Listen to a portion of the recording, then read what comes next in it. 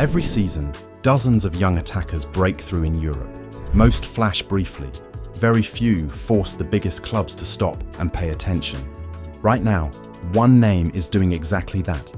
Saïd El-Mallah, 19 years old, playing in the Bundesliga, already deciding games most players his age are not ready for, not with tricks for highlights, but by hurting teams where it matters. Driving at defenders, shooting early, staying calm when everything around him is chaos. This is the profile Manchester United are missing. A winger who thrives in tight spaces. A forward who does not need 5 touches to score. Someone who turns hesitation into danger. United have made inquiries. Others have too. Because when a player like this breaks through, the window is short. Wait too long and the price doubles. Move early and you change the direction of your attack. Today, we are breaking down why Saïd El-Mallah is not just another name on a list, why his rise at Köln has top clubs circling, and why Manchester United cannot afford to sit this one out.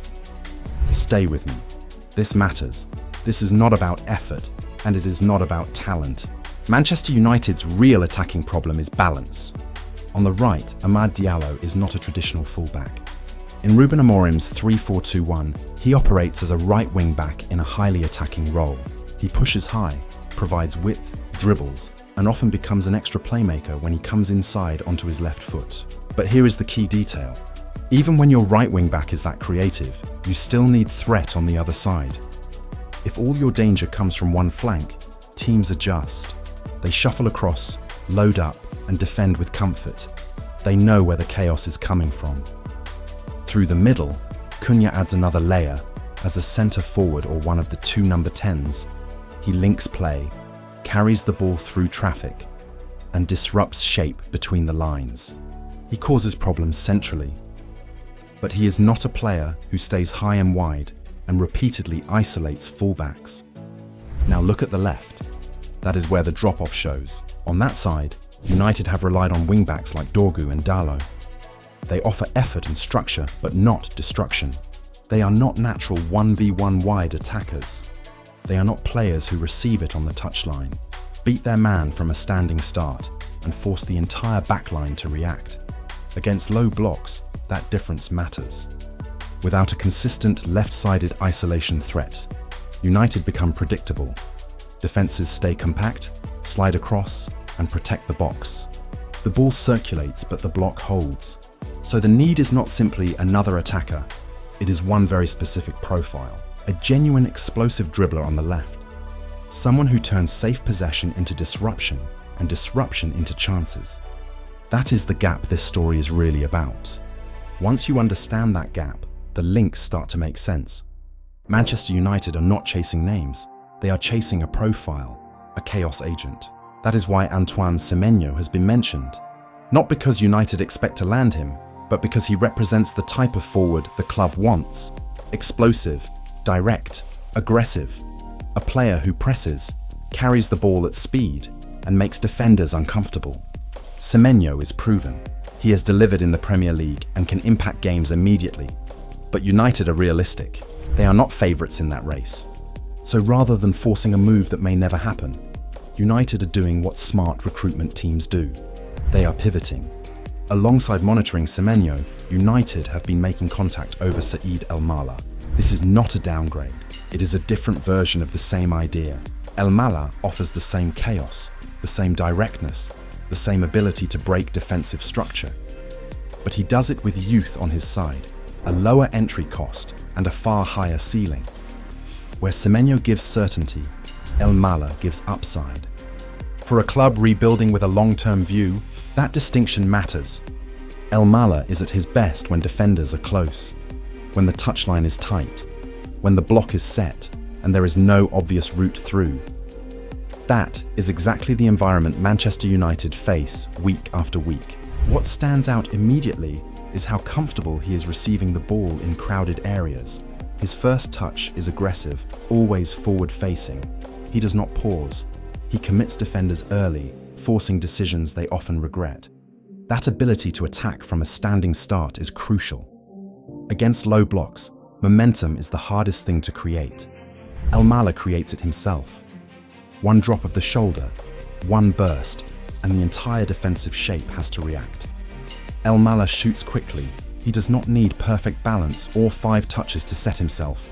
If a defender backs off for half a second, he strikes. That speed of decision-making is lethal, especially in the Premier League, where hesitation gets punished. That is also why his output feels repeatable rather than lucky. He scores because he acts before defenders can recover. Physically, he is built for this level.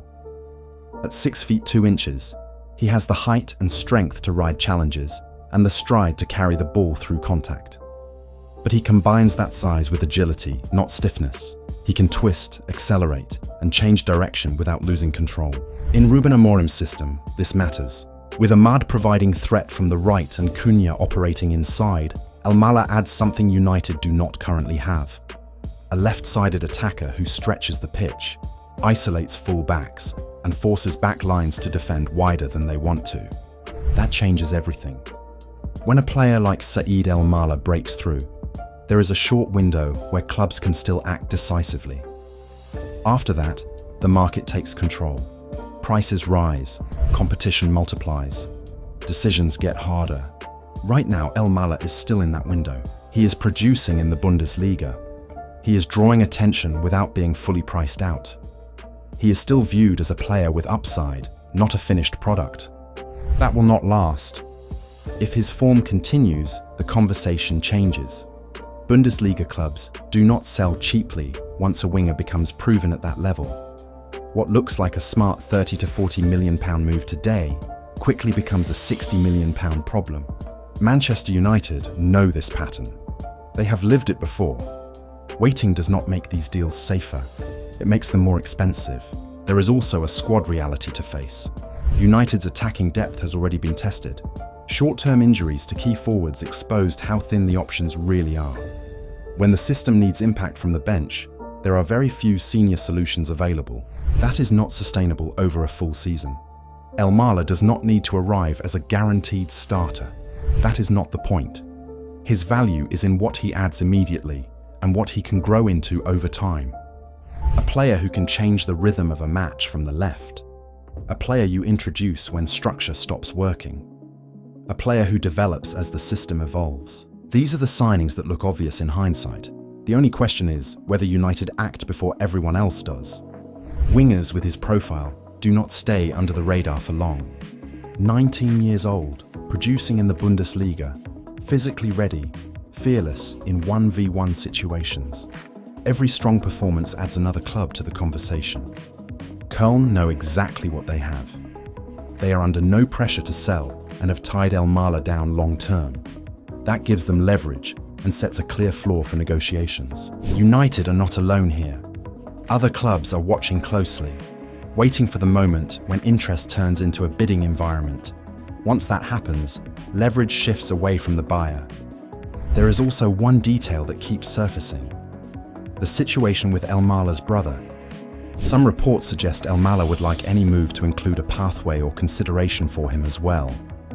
At this stage, it does not appear to be a demand or a deal breaker, more a personal preference. Situations like this are not unusual with young players who rise quickly. They are factors to manage, not reasons deals collapse. For a club with United's resources and structure, that is not a serious barrier. It is part of modern recruitment, understanding the person as much as the player. United have already invested heavily in attack.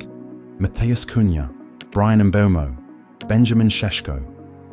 On paper, the front line looks stocked. Many fans believe the priority now should be midfield control and defensive stability. That view makes sense, but recruitment is not about counting bodies. It is about profiles. It is about whether the squad has the right answers for the hardest problems. Saïd Elmalah is not another attacker for the sake of it. He represents a specific solution to a problem United still face. So the decision is not simply about money. It is about timing and belief. Do United act now, before the market takes control? Or do they prioritize elsewhere and watch this one develop from a distance? That is the choice. And that is where this rebuild will be judged. Let me know where you stand.